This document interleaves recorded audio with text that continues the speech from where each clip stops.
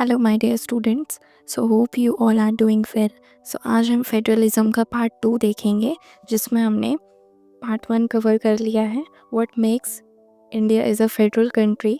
इस वाले टॉपिक में एक टॉपिक रहता है जिसमें हम आर्टिकल 371 देखेंगे, जिसके अंदर आपको ध्यान रखना है कि इसमें अरुणाचल प्रदेश, असम, नागालैंड, मिज़ोरम, इन चारों स्टेट्स को स्पेशल राइट्स प्रोवाइड किए गए हैं and they have special power to protect their culture and land rights, ताकि इन सभी के कल्चर को प्रोटेक्ट किया जाए और इनको राइट्स मिल सके।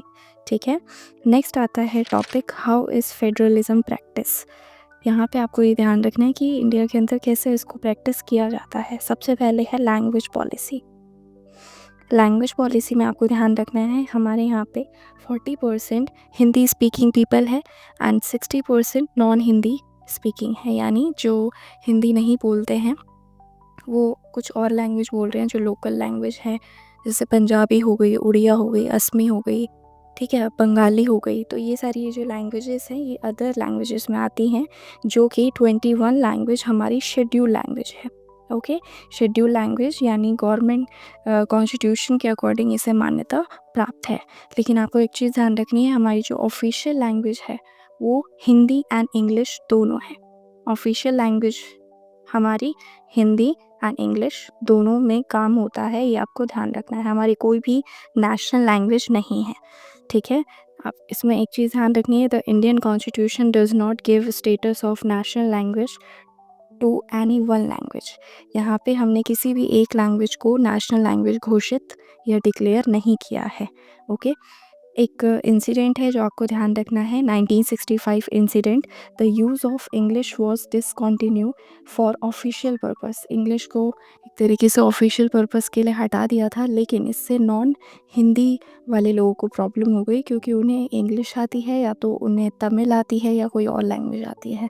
ज़्यादातर साउथ वाले लोग हिंदी में कंफर्टेबल नहीं होते हैं, तो इसीलिए इंग्लिश को भी गवर्नमेंट ने रखा था कि हिंदी और English both are language will be in the official language. Okay, next topic आता है centre state relation. Centre state relation में आपको ध्यान रखना है, for a long time the same political party rule in centre.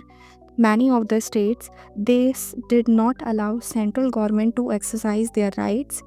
यहाँ पे आपको ध्यान रखना है कि ज़्यादातर जो पहले गवर्नमेंट थी, जहाँ पे सिर्फ कांग्रेस ही ज़्यादा रूल करती थी, तो दूसरे स्टेट में अगर कोई और पार्टी होती थी तो उसको ज़्यादातर मेजॉरिटी में काम करने नहीं दिया जाता था, जिससे कि सेंटर और स्टेट के जो रिलेशन है वो काफ़ी ख़राब रहते थे, और इससे एडमिनिस्ट्रेशन पे, काम पे, सब पे फ़र्क देखने को मिलता था। ठीक है, if the party ruling in state and centre was different, then central government often misuse the constitution to dismiss central government powers. यानी यहाँ पे गवर्नमेंट जो है, फिर सेंट्रल गवर्नमेंट स्टेट गवर्नमेंट पे ज़्यादा रेस्ट्रिक्शंस लगाती है, उसके पावर को मिसयूज़ करती है, अगर वो उसी पार्टी का नहीं होता है या डिफरेंट पार्टी का होता है तो। ठीक है, तो सेंटर स्टेट रिलेशन डेवलपमेंट के लिए बहुत ज़्यादा ज़रूरी है, ये आपको ध्यान रखना है।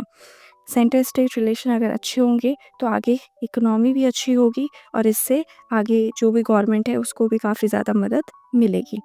नेक्स्ट हम बात करते हैं कोलिशन गवर्नमेंट क्या होती है। कोलिशन गवर्नमेंट होती है, this was the beginning of the era of coalition government, जब central government parties had to enter in an alliance. जब वो एक अलायंस बना लेते हैं, मोस्ट ऑफ द पार्टीज मिलके एक अलायंस बना लेती है, उसे कोलिशन गवर्नमेंट कहा जाता है। ठीक है, नेक्स्ट टॉपिक आ जाता है डिसेंट्रलाइजेशन। डिसेंट्रलाइजेशन का मतलब होता है when power is taken away from central government and state government and given to local government, it is called decentralisation. जब पावर को स्टेट से लेके, सेंट्रल से लेके लोकल गवर्नमेंट में भी डिस्ट्रीब्यूट किया जाता है, तो इसे डिसेंट्रलाइजेशन बोला जाएगा। ठीक है, इसकी जो काम हुआ है ये डिसेंट्रलाइजेशन का, ये अमेंडमेंट ऑफ 1992 में हुआ है। तो अमेंडमेंट ऑफ 1992 के की पॉइंट्स आपको ध्यान रखने हैं, इससे क्वेश्चंस आएंगे, तो आप इसके अंदर ये लिख सकते हैं। It is constitutionally mandatory to had regular election to local government bodies, यानी हर 5 साल में भी यहाँ पे इलेक्शन करवाए जाएंगे। नेक्स्ट पॉइंट आप लिख सकते हैं यहाँ पे, SC ST OBC के लिए सीट रिजर्व की गई हैं। नेक्स्ट पॉइंट आएगा यहाँ पे 1/3 रिजर्वेशन फीमेल्स के लिए किया गया है, ठीक है। एंड ये जितना भी इलेक्शन का काम है जो लोकल गवर्नमेंट कर रही है, ये किसके अंदर किया जाएगा, किसके अंडर में, स्टेट इलेक्शन कमीशन के अंडर में किया जाएगा, ये आपको ध्यान रखना है। एंड अगेन जो ये डिसेंट्रलाइजेशन है 2 लेवल पे हुआ है, एक local government and second is urban, जो अर्बन शहर वाला गवर्नमेंट है वहाँ पे म्यूनिसिपैलिटी जिसे हम बोलते हैं। लोकल में अगर हम देखेंगे तो 3 टाइप्स हैं। एक है सबसे ऊपर आएगा जिला परिषद जो डिस्ट्रिक्ट लेवल पे होता है, पंचायत समिति जो ब्लॉक लेवल पे होती है, और ग्राम पंचायत जो विलेज लेवल पे होता है। तो ये आपको ध्यान रखना है, ठीक है। नेक्स्ट अर्बन में आ जाएगा। अर्बन में आपको ध्यान रखना है नगर पंचायत, सेकंड आएगी नगर पालिका या परिषद भी आप इसे बोल सकते हैं, और थर्ड पे आएगा नगर निगम जो सबसे बड़ा होता है, ठीक है। तो ये 2 टाइप्स की है, एक है लोकल में और एक है अर्बन में। तो ये आपको ऐसे डेफिनेशन पूरी की पूरी लिख देनी है। So hope you like this video. Please like, share, subscribe to our YouTube channel. Thanks for watching.